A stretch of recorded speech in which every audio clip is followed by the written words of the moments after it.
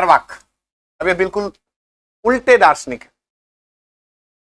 यही है विविधता में एकता कि चार्वाक, जहां भी हमने शंकर को देखा तो शंकर बिल्कुल अलौकिक शक्ति को मान रहे हैं, एक ऐसी शक्ति को मान रहे हैं जो निरपेक्ष है। चार्वाक कहेंगे कि जो निरपेक्ष है उसका अस्तित्व ही नहीं है, यानी ये पूरी तरह से भौतिकतावादी दार्शनिक हैं। और अगर पूछ दे चार्वाक का भौतिकतावाद, तो चार्वाक क्या कहते हैं, पदार्थ ही मूल द्रव्य है, यानी ये जो भौतिक दुनिया में पदार्थ हैं वही मूल द्रव्य हैं, इनके अलावा कोई मूल द्रव्य नहीं है। और पदार्थ हमारे इंद्रियों से परे नहीं है, वो सापेक्ष है, इंद्रियां उनको महसूस कर सकती हैं, इसलिए पदार्थ ही क्या है, मूल द्रव्य है। नास्तिक है बिल्कुल, यानी वेदों को के पर विश्वास नहीं करते हैं, वैदिक परंपरा पर विश्वास नहीं करते हैं, अनात्मवादी हैं, आत्मा पर विश्वास नहीं है, ईश्वर पर विश्वास नहीं है, यानी जो भी हमारी इंद्रियों से परे शक्ति हैं उन पर चार्वाक विश्वास नहीं करते हैं। कहते हैं कि सिर्फ पदार्थ ही मूल द्रव्य है और उसके अलावा जो भी चीजें हैं वो अस्तित्व में नहीं है, यानी स्वर्ग, नरक, मोक्ष, क्योंकि मृत्यु ही मोक्ष है। इनका कहना है कि मृत्यु ही मोक्ष है, अर्थात पुनर्जन्म नहीं होता, आत्मा ही नहीं है, पुनर्जन्म कहां से होगा, मृत्यु ही मोक्ष है। अब देखो, 4 महाभूत को मानते हैं। हम लोग जानते हैं कि 5 महाभूत होते हैं, पृथ्वी, आकाश, अग्नि, वायु, जल। एक नहीं, 4 ही महाभूत है। आकाश तत्व को ये महाभूत नहीं मानते हैं क्योंकि आकाश इंद्रियों से परे है। जो भी चीजें हमारी इंद्रियों से परे होंगी या इंद्रियों के सापेक्ष नहीं होंगी, उसके अस्तित्व को चार्वाक नकार देंगे। कहेंगे पृथ्वी, अग्नि, जल, वायु, इन 4 महाभूतों से मिलकर हमारा शरीर बना है, ठीक वैसे ही जैसे चूने और कत्थे के मिलने से लाल रंग उत्पन्न हो जाता है और उसमें चेतना आ जाती है। इन्होंने कहा कि पदार्थ ही मूल द्रव्य है और पदार्थ का ज्ञान किससे प्राप्त होता है, तो इंद्रियों से। तो इंद्रियों को सुखी रखो। कहते हैं यावत जीवेत सुखम जीवेत ऋणम कृत्वा कृतम पीवेत। जब तक जियो सुख से जियो, ऋण लेकर के भी घी पीना पड़े तो पियो। तो ऐसी फिलॉसफी देते हैं चार्वाक। और कहते हैं कि इंद्रिय सुख लो और निश्चित सुख लो।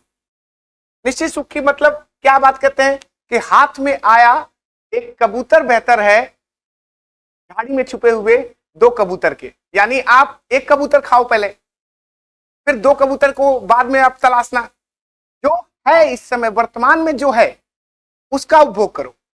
निश्चित सुख की बात करते हैं, भविष्य में सुख मिल जाएगा इसका विचार मत करो। तो पूरी तरह से भौतिकतावादी दार्शनिक है चार्वाक। चार्वाक प्रत्यक्ष प्रमाण को ही प्रमाण मानेंगे। तो एक दर्शन है न्याय दर्शन। न्याय दर्शन में 4 तरह के प्रमाण यानी साक्ष्य की बात कही गई है। तो एक है प्रत्यक्ष, दूसरा है उपमान, तीसरा है अनुमान और चौथा है शब्द।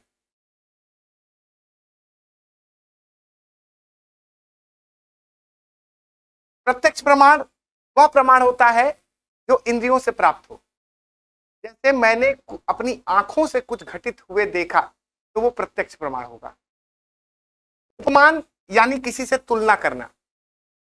जैसे किसी ने पूछा कि नील गाय क्या होती है, तो किसी ने बताया घोड़े जैसी होती है, तो हमने घोड़े से उसकी तुलना कर दी, तो वो हो गया उपमान। तीसरा है अनुमान।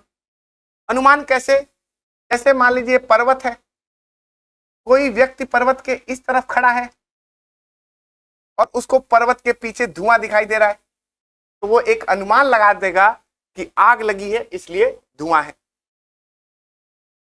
चौथा प्रमाण है शब्द, यानी किसी ऋषि मुनि के द्वारा कहे गए शब्द, किसी किताबों में वर्णित शब्द। तो इस 4 तरह के प्रमाण की बात न्याय दर्शन करता है। चार्वाक कहेंगे कि प्रत्यक्ष प्रमाण ही प्रमाण है। उपमान यानी तुलना करके किसी का बता देना प्रमाण नहीं हो सकता। जब तक नील गाय को देख न लो तब तक सत्य न मानो। दूसरा है अनुमान। अनुमान भी प्रमाण नहीं है, क्योंकि हो सकता है हमने अनुमान लगाया कि धुआं है क्योंकि आग है, हो सकता है कोहरा हो। जब तक इस तरफ आकर के इस धुएं को नहीं देख लो तब तक इसे सत्य नहीं मानो। शब्द किसी ने किसी से कहा तो आप उसे सत्य कैसे मान सकते हैं? जब तक कि आपको उसका ज्ञान न हो जाए, जब तक आपकी इंद्रियां उन्हें न देख लें तब तक उसे प्रमाण नहीं माना जा सकता। तो चार्वाक सिर्फ प्रत्यक्ष प्रमाण को ही प्रमाण मानते हैं। और अगर पूछे कि चार्वाक किस प्रमाण को मानते हैं तो प्रत्यक्ष प्रमाण, और अगर पूछे प्रत्यक्ष प्रमाण क्या है तो 2 नंबर में आप लिख सकते हैं वह प्रमाण जो इंद्रियों से प्राप्त हो। जब तक हमारी इंद्रियां उन्हें नहीं महसूस कर ले तब तक हम उसे सत्य नहीं मान सकते।